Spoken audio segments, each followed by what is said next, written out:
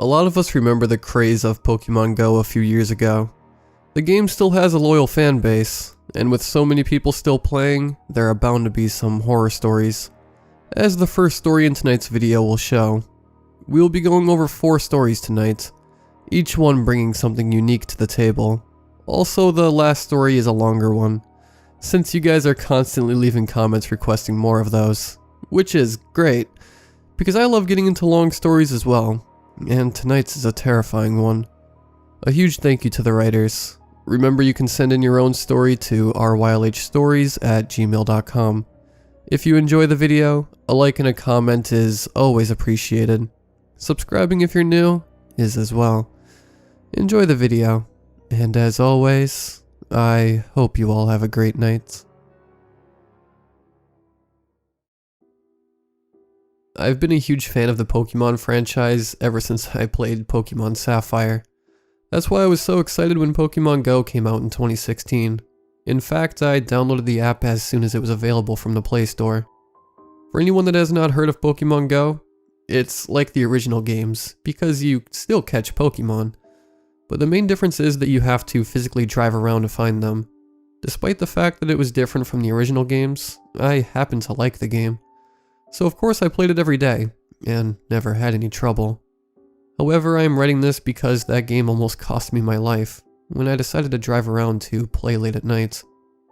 It was almost Halloween, around the time when it happened.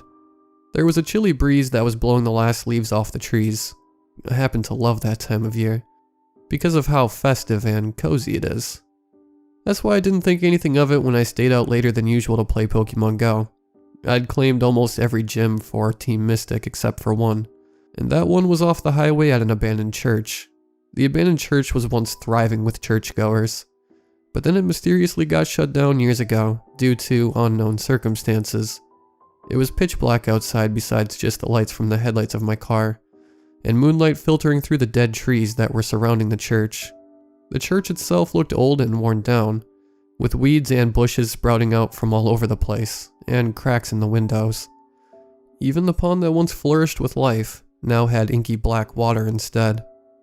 Now that I look back at it, the place felt eerie, but all I could think about at the time was how I scored big from finding a Team Valor gym that was just waiting to be claimed by me. I observed my surroundings to make sure that no one else was around, and I put my car in park after not seeing anyone. Then I had only the light from my phone to see. It was not that bad though, because my eyes adjusted to the darkness after a few seconds. I couldn't shake the gut feeling that something was off. But I continued to ignore that feeling, and whipped my phone out of my pocket to play some Pokemon Go. I don't use my phone while I'm driving, especially not to play a game. Instead, I wait till I park to see if there's any Pokemon. I eagerly set up a team of my strongest Pokemon. Next, I tapped on the gym to start battling it, but it wouldn't load. I tried again and got the same result. I thought to myself, maybe the service here is bad. I checked my phone and my eyes went wide when I saw the screen started glitching. I heard a hollow thud, and I looked out my window and saw a pumpkin rolling near my car. I didn't remember seeing any pumpkins here, but I thought it wasn't a big deal since pumpkins were commonplace during fall. I glanced down at my phone again, and this time a message had appeared saying no service. I frantically tried to restart my phone, thinking that would fix it, but nothing happened. I heard several more thuds. I looked outside and saw more pumpkins appeared out of nowhere. That was when I came to the realization that maybe I should have listened to that gut feeling earlier. I started my car, and the headlights turned back on. As if I wasn't already frightened enough, I heard some rustling coming from a nearby bush. That was when I saw a creepy man's face illuminated from my headlights, and he was looking right at me with a sickening grin.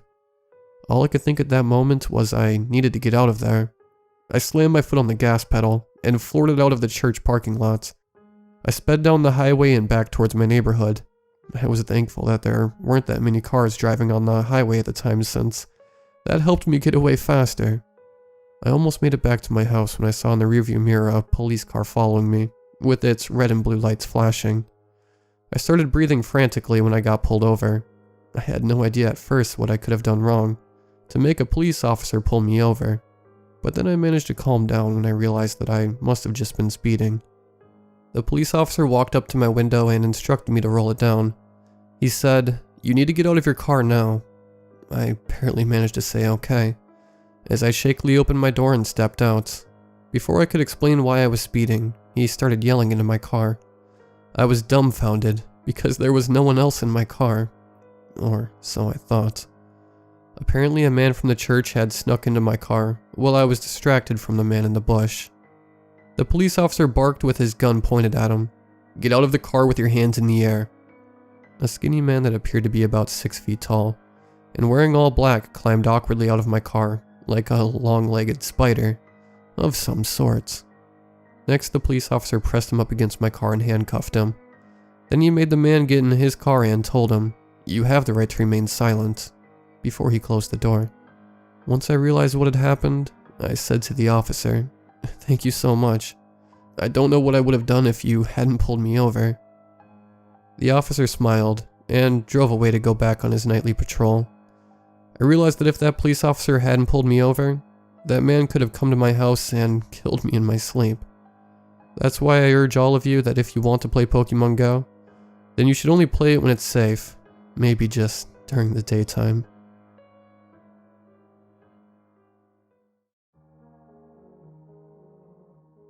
I was in 8th grade when I first saw it. It was a normal night in late fall. I was walking up and down my sidewalk and talking to my friend on the phone. We lived in a quiet neighborhood where you rarely saw people out of their house, unless they were going to their cars. It was a pretty nice neighborhood. It was getting dark and we were still talking.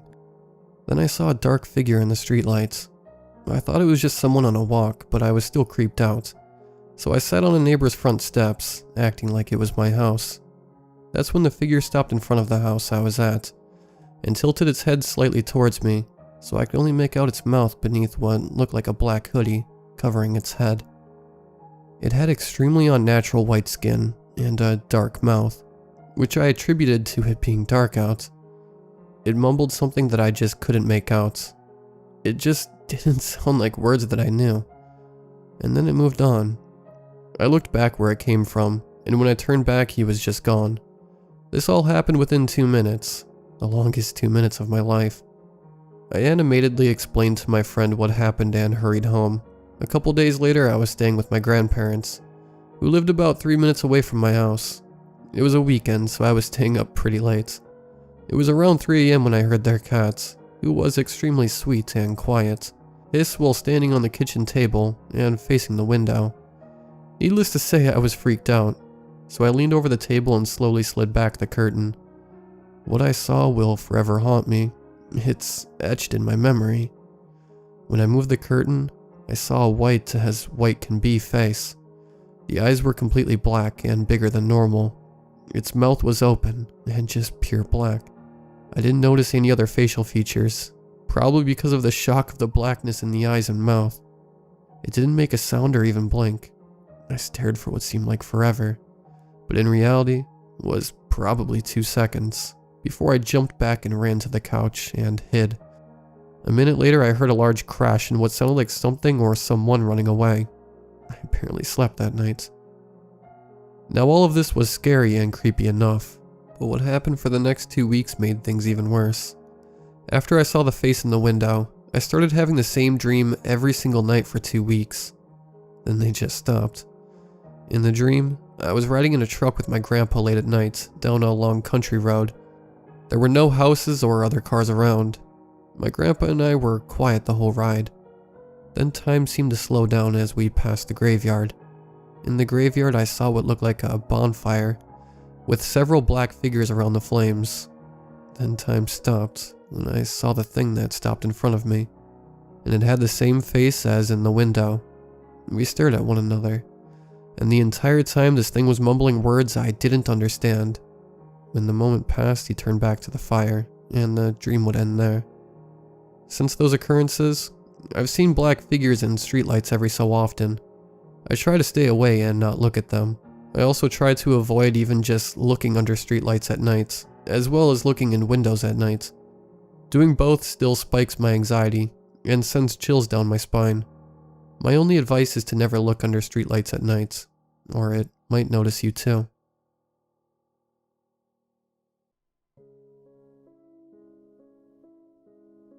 It was the winter of 1978. My friend Daniel and I were at his house playing on his brand new Atari 2600 during a freezing afternoon. He never let go of that thing. I would go to his house and find him sitting in front of that TV with a controller at hand, and sweat dripping down his palms. That evening my parents had permitted me to sleep over, so I packed my pillow and a blanket in my backpack. It was getting late, and I decided to call it a night. Daniel was still in front of the TV with his face practically pressing up against the screen. "Hey Dan," I called. "You going to bed?" Without turning away from the screen, he yelled back, "No, I think I'll play for a little bit longer." I doubted that. I reached into my backpack to pull out my pillow, but it was gone. "Hey Dan, have you seen my pillow?" He was so enthralled in his game he didn't respond. I settled on using my jacket as a pillow and went to bed. I woke up to a scampering noise. It sounded as if it was coming from downstairs. I figured it was the family dog, Bucky. Keeping my blanket over my head, I peeked out of a crack. Daniel had passed out in front of the TV, and with a controller still in hand. Peering over to the clock, it reads 2 a.m. Then I hear the scampering start to come up the stairs. Suddenly a wave of fear washes over me when I see it. The dog was sleeping in the corner of the room. So what was outside? That's not the sound of human feet. It was like the sound of nails rapidly tapping against the wood floors. The sound grew faster and approached the room. I turned around facing the wall, hoping not to draw its attention. I heard the doorknob slowly turn, and the door creak open. The noise came into the room and moved around for a bit. Then, as soon as it was here, it left. The next morning I wake up drenched in sweat. Looking around the room, I see Daniel on the floor, but the controller is gone, so is the Atari. I grabbed Daniel by the shoulders and shook him awake. "Hey Daniel," I shouted. "Huh? What?" He mumbled in a groggy voice. "Did you hear the noises last night?" He shot up and looked around the room, completely ignoring my question. "Where's my Atari?" He yelled with his voice breaking as if about to cry. "I don't know." I told him, trying to keep my voice straight. He ran down the stairs into his parents' bedroom to ask if they had taken it. Maybe it was his mom or dad who came up into the room last night. I kept trying to tell myself. But deep down, I knew that probably wasn't it. I mean, what else could have made that noise? He came back with a face as if somebody had killed his dog. Wait, where is his dog? The dog was in the room last night. But now that I think about it, I didn't see him in the room when I woke up. It probably went to the bathroom outside. I knew this wasn't true either, but I didn't want to accept what happened last night. "Did they take it?" I asked, hoping he'd say yes. "No, they said they never left the room." This terrified me because whatever was here last night wasn't welcomed. "Let's just look for it. I'm sure we'll find it." I told him, trying to reassure him. "You probably just put it away and forgot what happened." More lies. He nodded and went downstairs to check. I looked in the room one more time. I wish I hadn't. Right where the Atari was plugged in were the cables. They were torn apart. Whatever took the game took it by force. I ran out of the room, not wanting to be reminded of what I had just uncovered. We looked around for hours, but to no avail. It was around 4 o'clock, and we decided to go outside to at least enjoy what little time we had left to play. The woods behind Daniel's house stretched for miles. It was our favorite place to play. We'd stay out here for hours in the hut Daniel's father had built for us. It was a safe place. As we were approaching the woods, Daniel said, "The last one to the hut is a rotten egg." I usually don't do that kind of thing, but I decided to humor him. I ran a little slower than average, trying to let Dan win, wanting to make him feel better about losing his game. He got out of my line of sight, so I ran faster, trying to catch up. I reached the hut, but Daniel was nowhere to be seen. I realized he was probably inside already, so I walked over to the door. I stepped on something. It was the Atari. It had been smashed and ripped apart. I picked it up and examined it. Still connected was the controller. It had something crudely carved into it with a knife. "Finally, you came out to play." I dropped it.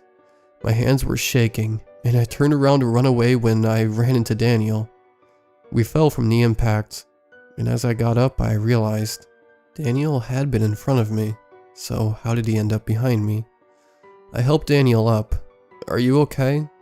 I asked. "Where have you been?" He yelled at me furiously. "I got here 4 hours ago. When you didn't arrive, I went around looking for you." When he told me this, I was in shock. 4 hours? It's only been about 10 minutes since we left the house. How could 4 hours have passed? I looked down at my watch. 8:24. "Come on, we have to get home." I said. "Wait, what's that?" he asked, pointing at his wrecked Atari. "Nothing, let's just go." With that, we darted back towards the house. We reached the house. I put my hand on the doorknob and felt something soft. It was Bucky's collar. It had another piece of writing. It read, "Back so soon." It's whatever is out there. It has the dog. Whether it's alive is a different question. That night we told Danny's parents what had happened. They didn't believe us, of course. They called the police and told them about the missing dog because it was the only thing they actually thought was true, after the dog didn't come home. After that, nothing ever felt the same. I had the feeling I was being watched from afar. That feeling never went away, even as I got older. I knew one thing was certain. That thing was watching, and it didn't want anything good. Years went past. It's now 1992. We're both 28. Danny and I moved out of our hometowns and drifted apart. We tried to stay in touch, but it didn't work out. I had been struck with a feeling that something was calling me. I needed to go back there. Back to that hut. Back to where it all started. I made up my mind. I was going back. I called Daniel just to see if he'd come with me. After all, he was a part of this. He lived a few hours from me, but it was worth a shot. "Hello? Daniel? It's Leamy." I was about to hang up, thinking this is stupid when he responded. "Leamy? Dang, it's been a while. How you been, man?" I decided to cut straight to the point. "I've been fine. Listen, I'm going back to the hut, the one behind the house in the woods." "Why would you want to go back there? Don't you remember what happened last time?" "I know, it's just, I feel like something is calling me, like I need to finish something. I was wondering if you'd come with me." He took a bit to respond. "I'm sorry, I'm swamped with work today. How about another day?" "This can't wait any longer. I have to go today." "No, it's fine. I'll go alone." Then I hung up, not letting him respond. I arrived at the forest at 2:10. I got out the truck and made my way into the dense forest, with my hatchet in hand. I had my name written on that hatchet. I walked for what felt like hours. I even thought I had passed the hut, and considered going back, but I kept walking, and eventually saw the hut. I looked at my watch. 2:23. It had only been 13 minutes, and yet it felt like hours. I began to approach the structure when I heard a crack of leaves. I rapidly turned around, raising the hatchet to swing. It was Bucky. He was alive? How was that even possible? Bucky started barking at me. Why me? Does he not remember me? Then it hit me. He wasn't barking at me. He was barking at something behind me. I looked at the hut, and standing there was a tall, pale, human-like figure. But it was far from human. It had claws that started at the base of its hands and feet. That explains the sounds of nails that night. It had a wide, toothy smile, but it had no eyes and no nose. For some odd reason, I could still feel it watching me. It started to talk. Well, I say talk, but it was more like its mouth opened, and words just came out. It spoke in a high, shrill voice. "I've been calling you, and yet you kept me waiting for so long. I won't wait any longer." It got down on all fours and lunged itself towards me.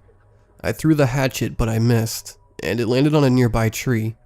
Realizing I failed to do anything to it, I ran away as fast as I could with Bucky right by my side. It reached me quickly, grabbing my foot with one of its claws. It raised me over its gaping mouth, and I looked down at my death and accepted my fate. Then I heard somebody from below shouting. It was Danny. He was wielding a shotgun and aiming directly at the creature.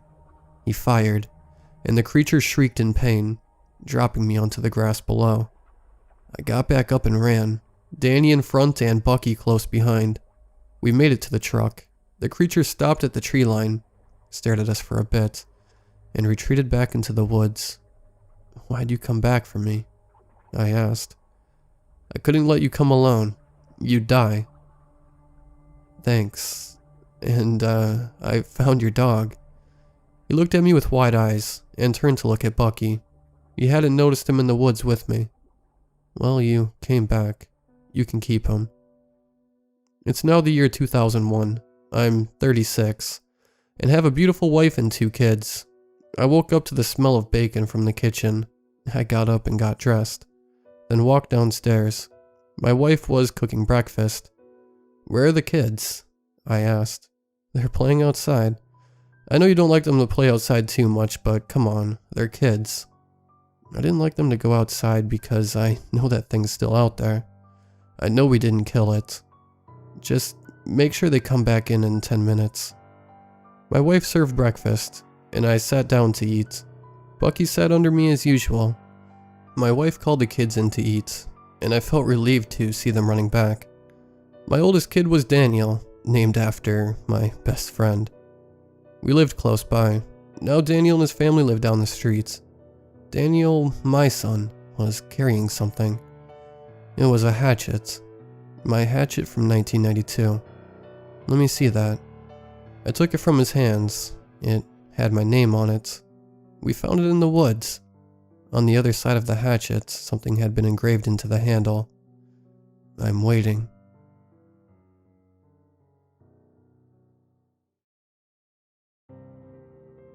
My name is Cynthia, and I have had a vengeful spirit following me for as long as I can remember. Thank you for letting me join this group to share my story. It is really difficult to share this story with non-believers. When I was 5, my mom passed away unexpectedly from heart failure, and I never knew where my father ran off to years prior, leaving me to live with my grandmother, who honestly didn't care for me very much. She always held the greatest affection for my little brother, who was 3 at the time, doting on him at every opportunity. I was often left to my own devices, lonely and in disbelief that my mother was never going to come back to pick me up again. It was in that towering, creaky old Victorian home that I met my first best friend. The first time I saw her was in the mudroom at the front of the house, where we would strip off our coats and shoes before we would run off and scatter throughout the house. The girl was around my age, but 2 inches shorter than I was. She had long curly hair, a color resembling gravel. Her eyes reminded me of 2 gray moons side by side, and beheld a sadness that reminded me of my own. I could tell she was shy. She was hiding behind my grandmother's long winter coat that was hanging up, just peeking her face out a little to observe me. Quite intensely, I might add. "Hi, I'm Cynthia. What's your name?" I greeted her curiously, as any 5-year-old would do. She shrunk back beneath the coat, obviously frightened by my exuberance. It almost appeared to my young eyes that the coat was now still and flatter, almost as if there was no child hiding behind it. I took a few steps towards the coat, but then it seemed to ruffle and billow the closer I became, until I was now standing directly in front of the coat. "Are you nice?" An almost ethereal, adolescent voice asked from behind the coat. I jumped, startled by the sudden sound of the child speaking. I think I'm nice. "Are you okay? Should I get my Nana?" I asked. "No," she cried in a high-pitched voice, pushing the coat outwards towards me, without revealing herself. "It's okay. I'm okay. I just want a friend so much. This house is so lonely." I instantly empathized with her. She was just like me, all alone in a house where nobody pays you any mind. "Can I see you? I can be your friend," I told her excitedly. Just then, she seemed to flutter out from one side of the coat, presenting herself to me completely. She clutched her hands in front of her coyly. She paused for a moment too long, as if her own name had escaped her. "Lucille." She sounded so happy and pleased when she finally said her own name, but it made me smile to see her smile. From that moment on, Lucille and I were inseparable. We played everywhere in the house together. We would even play tag in the backyard. It never occurred to me to ask Lucille where she had come from. I was just so happy to finally have a friend. One day I asked her where her parents were, but her face became expressionless, and she said she didn't want to talk about it and ran off. I remember not seeing her for a couple days after that, but then she reappeared, acting as if she had totally forgotten about what I asked, or even being gone for as long as she was. The one thing that I found was strange was that my grandmother never once mentioned Lucille, even though we played in her presence often. One time I asked if Lucille could have dinner with us, and my grandmother laughed at me asking if that was my imaginary friend I was always playing with. I had no idea what imaginary meant at the time, but from the way my grandmother was laughing, I knew it was meant to be hurtful. I never mentioned Lucille again. I let my grandmother continue to ignore my existence. One thing about Lucille was that she was good at playing tricks and telling jokes that made my belly hurt with laughter. One of her favorite tricks to play on me is she would take all my left shoes and hide them. For the life of me, I could not find them, and sometimes a few days would pass before they would pop up in random places. When I would finally find where Lucille was hiding, I'd shout, "Lucille, where are all my left shoes?" And she would reply, always giggling, "I just wanted you to be all right." We would both fall to the floor laughing at her ridiculous joke, and I genuinely missed the days we spent in total harmony, enamored with one another. Once I grew older, I saw less and less of Lucille. It got to points where by the time I was 12, I never saw her at all. By this time, I understood completely what imagination was, and I began to wonder if Lucille really had been a work of fiction my mind created, in a time of extreme loneliness and grief. It made sense to me, and I accepted it as such, pushing the memory of Lucille aside to live my life. When I turned 13, my father re-entered my life, and after a trial period, my brother and I went to live with him full time. Apparently our father was off making himself successful, but hadn't heard of my mother's death until years later, when he looked her up, and he immediately came out of a sense of guilt and obligation. Things seemed to actually be going okay, living with our formerly estranged father. That was until the strange events started occurring. During my teen years, I'd find that an increasing number of my left shoes gone missing but never returned. It became awkward having to explain to my father why I needed to buy shoes so often. So I got a part-time job when I was 16 to buy them myself. I didn't want anyone to think I had lost my mind. I just kept it to myself. When I was 18, I started having sleep paralysis problems, where I would be lying on my back in bed, and out of the corner of my eye, right next to my bed, was a peripheral view of a small, bright face darkened only by the blurry abyss of hair surrounding it. I could never make out the eyes, but I would feel them burning into me, and I felt their overwhelming sadness. I'm 29 now, and I have experienced a lot of pain at the hands of something unseen. I've discovered left shoes set ablaze in my backyard. I have awoken with brands on my arms that I thought were just part of my sleep paralysis until waking up and seeing physical marks on them. There was a time where I woke up with 2 painful rows of dark welts on my shoulder. When I went to look in the mirror, it actually was 2 words that read, "Not nice," and I panicked on the spot. Lucille and I used to play tattoo, where she would take a pen and draw or write something sweet on my shoulders or back. Whenever it was her turn to be drawn on, she would refuse, and I never asked why. I just let her be. This was the moment I started admitting what was happening to me to my friends and family, but they instead had me committed to an institution. Even in there, she would find some way to reach me, mostly through sleep paralysis. Sometimes she would take things from my room, like pens or socks. Sometimes I tried to communicate with her through notes of paper, just asking questions like, "Why are you doing this?" However, she did not like my notes. I would go to scheduled meals and return to my room to find the notes crumpled up on the floor, or sometimes even ripped to pieces. I felt hopeless, but I did not want to spend my days being trapped in an institution with a ghost. I would have rather taken my chances on the outside, so I did my best to act as though I slowly improved, as to not provoke suspicion of false progress. Eventually I was released and rejoined society to the best of my ability.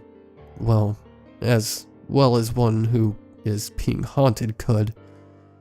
I went to visit my grandmother, now in her 70s, and asked if I could take a look around the house. It was obvious there was no way to escape Lucille, so I figured I might as well try to confront her. My grandmother, still unbothered by my existence, waved me off to go do whatever I wanted. The house was still old and creaky, but much more dusty than I remembered.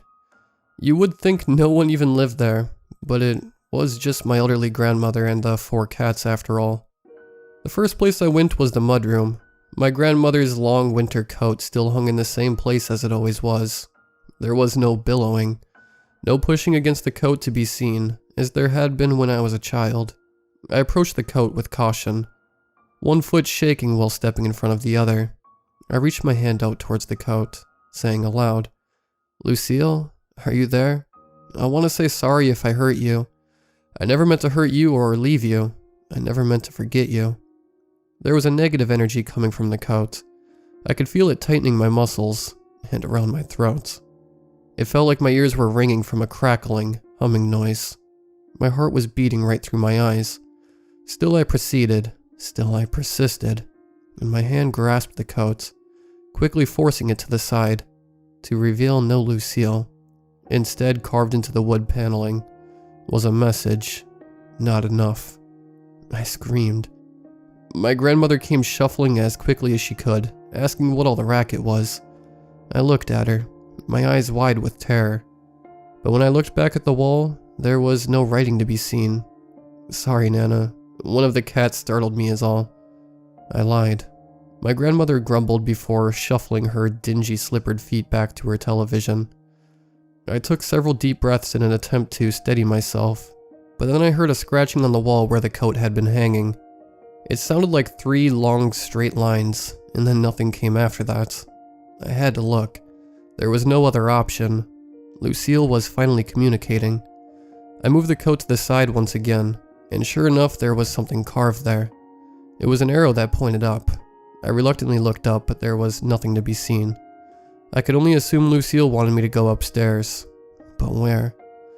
I tried to scan my memory for areas we used to play upstairs, but could only come to one conclusion: the attic.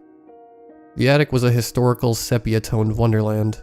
I briefly found myself fondly thinking of our costume plays, where I would try on old kids' dresses that felt like 100 years old, and she would ask me to spin and model them for her.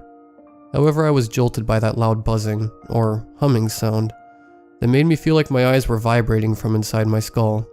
Lucille must have been urging me to go up there. There was no time to reminisce, it seemed. My legs felt heavy, like 50-pound sandbags, but I had to move. Who knew what Lucille was capable of after all?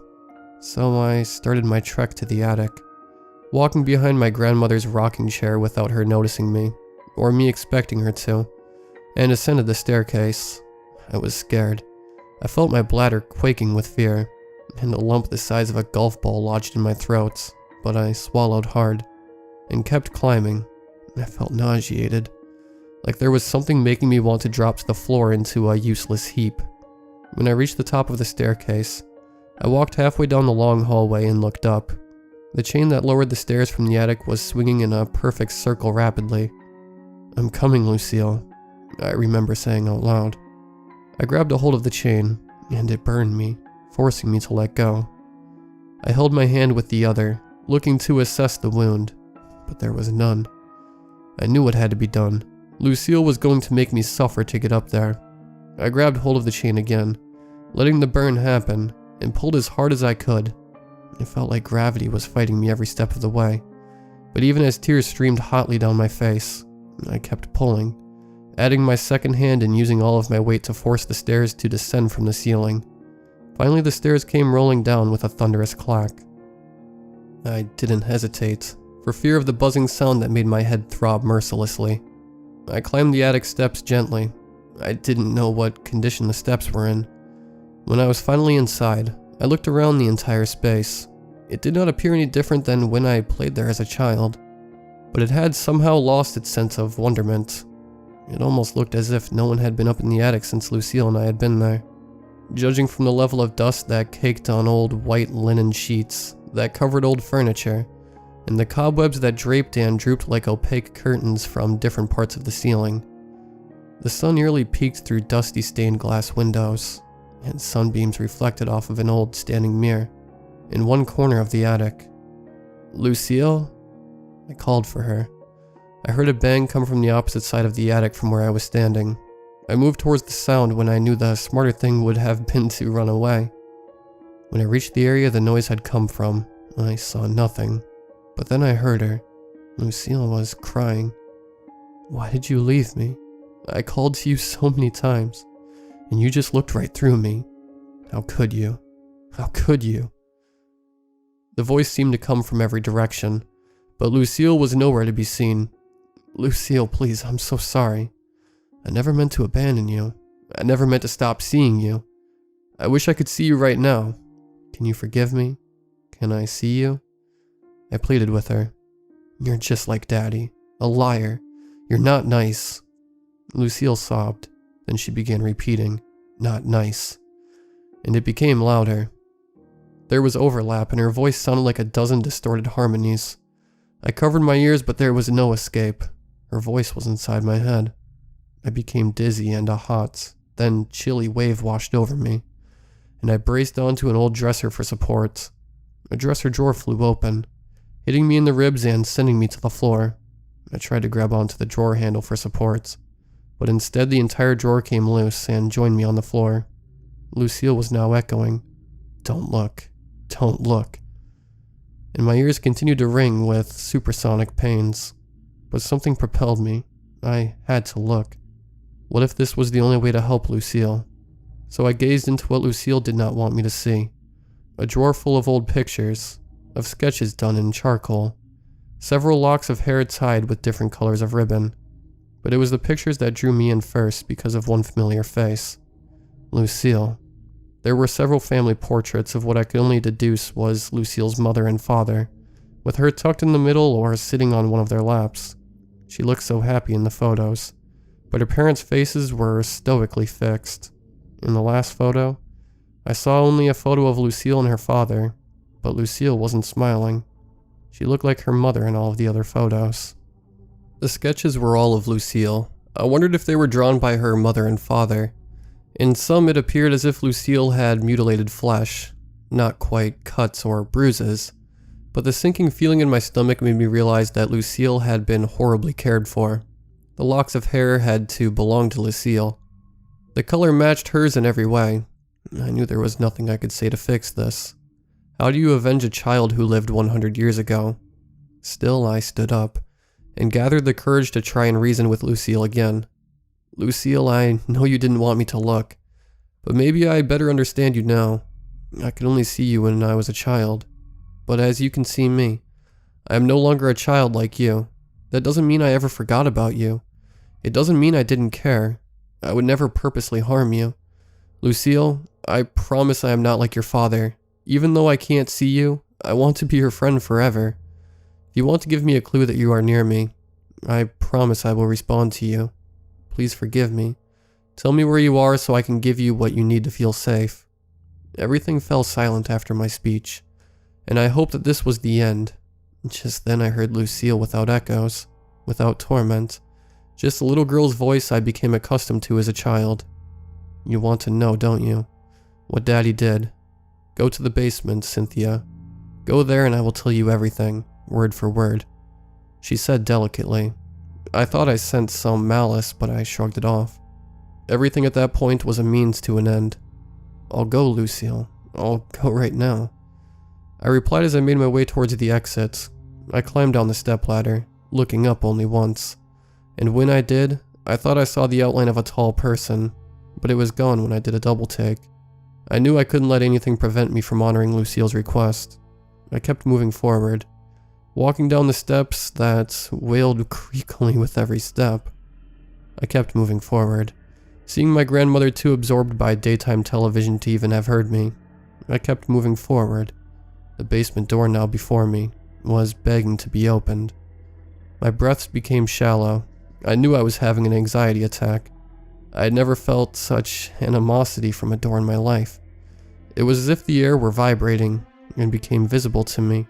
I tried to swallow, but the saliva just clung to my throat, as if to warn me to cling to my very life. When I reached for the knob, I felt heat, as if it was burning on the other side of the door. Just like the attic, I had thought to myself. I knew the price of entering was searing pain. It was beginning to become a pattern. Finally, I gathered the nerve to touch the knob, and just as I had thought, it was scorching to the touch. Somehow being prepared for it made it hurt less, although not much, and I forced the knob to turn, and the door swung open with a gust of moldy wind and ash filling my nostrils. There is a staircase that descends into an abyss of the unknown. Any sane person would have turned back, but I knew those people weren't being tormented by their childhood ghost friend. Clearly, I could not claim my sanity was in check, because I started to descend the staircase, swallowing chunks of fear and darkness into my body.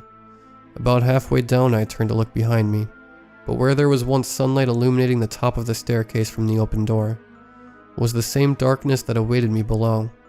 My fight or flight response came alive, and I tried to ascend. I tried to move my feet anywhere but down, but it was as if a barrier of child's hands forced me forward. I no longer wanted to see what was down there. I no longer cared if Lucille tortured me forever, if it meant I would still have my life the next day. It was hot when I reached the bottom of the staircase. My vision adjusted to the dim light peeking through small, dust-crusted basement windows. I could see decaying boxes, children's toys, an old laundry sink, the furnace, and one of those ancient wood-burning stoves. Both sealed and empty paint cans were scattered about. Cobwebs lived in every corner of the ceilings. The basement was a land where things seemed to be tossed in and forgotten about, never to be seen again, except by me in that very moment. The heat continued to increase. I didn't even notice that my clothes had become damp with sweat. I thought it was my imagination, but the lighting seemed to be fading. I felt as if my vision had began to double, and in that moment, I realized that I could not breathe. A face shrouded mostly in shadow was standing before me, watching me as I collapsed. And as I blacked out, I remember thinking that I didn't want the last thing I saw to be gunmetal eyes then that wide set of sharp teeth shaped into a smile. When I came to, the basement looked so different. The windows were boarded up. There were no longer any cobwebs, no rotting boxes of random memorabilia, just easels and paint, and the wood-burning stove was lit. I looked down at my body, but I could not recognize it. Pale and childlike, but my flesh was dirty. I was in a white, sleeveless nightgown, long locks of black falling past my shoulders. But what is perhaps the most concerning detail is that I am tied to a chair. "Are you awake, Lucille?" I hear in a shaky whisper. Lucille. I looked around. I saw her nowhere, but it began to make sense that I was Lucille. A tall figure slowly approached me. My eyes focused, and with clarity, I recognized that this was Lucille's father. I sat silently, only able to deduce that Lucille was sharing a memory with me. His eyes were gray, just inches away from my face, and when the reflection of the fire from the wood-burning stove reached his eyes, they reminded me of gunmetal. "Are you going to be nice for me today, Lucille?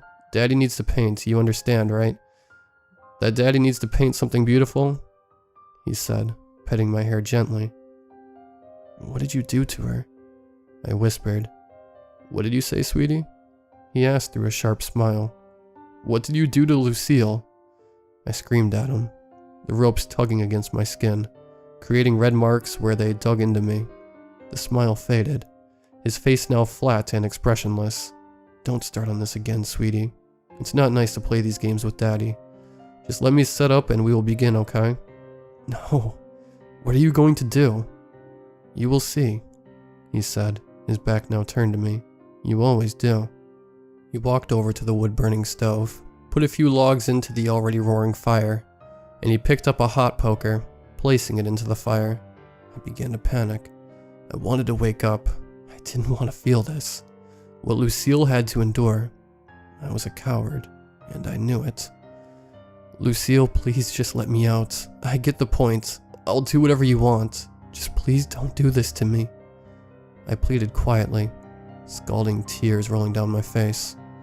But there was no answer, just a childish giggle, echoing into forever. It proceeded, the volume increasing as Lucille's father pulled the hot poker from the fire. The part exposed to the fire was glowing brightly, and he was approaching me with that thing. The giggling continued. I became nauseous. My vision doubled, and I was short of breath once again. I tried to scream as the hot poker approached my skin, but then I blacked out. When I awoke again, I heard shouting, which I bolted up from, all the while trying to get my eyes to focus. I was still in the basement, still in Lucille's memory from the surroundings, but when I looked at my hands, they looked like my own. I peeked around and stumbled upon an intense scene taking place. Lucille's father was bound to a chair, and she stood in front of him, holding the very hot poker that he used to torture her for his art. He already had several nasty burns on his arms and thighs. Lucille had burned through his shirt and pants, so that the fabric became fused with his searing flesh. She bared an evil grin, but one that expressed how vindicated she felt. She was truly deriving pleasure from inflicting this pain, and somehow I felt solitary with her, to be able to make the person who hurt you feel the very same thing. Lucille was walking to the stove, putting the hot poker back in for another round, I guessed. Just then Lucille's father whimpered but then growled, "What did you put in my tea, you little demon?" Her head bolted in a fiery gaze in his direction. "Be quiet, father," she said with a shake in her voice. "You will ruin the art show." He laughed, struggling against his restraints and spitting. "What, are you gonna kill me? I'm all you've got. You're the reason your mother killed herself, you devil from below." Lucille grabbed a poker from the stove and walked briskly to her father, looking at him in the eyes as she shoved a rag in his mouth and stuck the hot poker onto his foot. He writhed and screamed through the rag, biting it while slobber dripped from his lips. "Mother killed herself because of you. You, not me. She couldn't deal with your abuse any longer, and she left me behind with you." Lucille cried through clenched teeth, stabbing her father's foot with all her might. "I hate you both. The both of you are the demons." I couldn't believe a child this age had endured so much, or was capable of such cold-blooded behavior. All I could do was bear witness to what became of poor Lucille.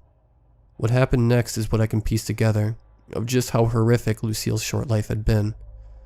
She pulled the hot poker from her father's foot, and blood pooled in the gaping hole left behind. Lucille picked up a paintbrush nearby, and dipped it into the bloody wound, and turned to the easel, brushing haphazardly. "Like this, father? Am I doing it like you? What should I paint? Should I paint you? How should I paint you, father?" Lucille mocked her injured father. The sarcasm alone might have hurt just as much as the hot poker. Her father was finally able to spit the rag out. His breath was ragged. His face was drenched in sweat. "How much I wish I could paint you right now, sweetie." He grinned menacingly. That expression, oh, how I want to immortalize it. Lucille looked at him, hurt that her methods had not pierced him, as she thought they would have, and a single tear rolled down her cheek. "Father, I think this is the last day we will spend together, and I have loved you for none of it. You will not be missed." She walked somberly towards a shelf that had paint cans on it. She picked up a gas can, brought it to her father, and poured it over his head. "And neither will you," he muttered as he gasped for air, while gas trickled into his mouth and nose. Lucille knew she was not strong enough to push her father in a chair, but she could bring a burning log to him, which she did, but not before gagging him with a rag again. She dropped the burning log onto his lap, and up in flames he went.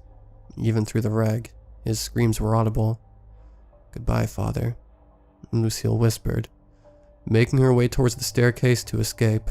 But when she reached the top, the doorknob wouldn't turn. It was locked from the inside, in need of a key. She looked towards her father's burning body, and she winced as she realized her mistake. She had only ever woken up in the basement, and she didn't know the door automatically locked from inside. She frantically checked the windows, but her father had covered them with wood and nailed them shut.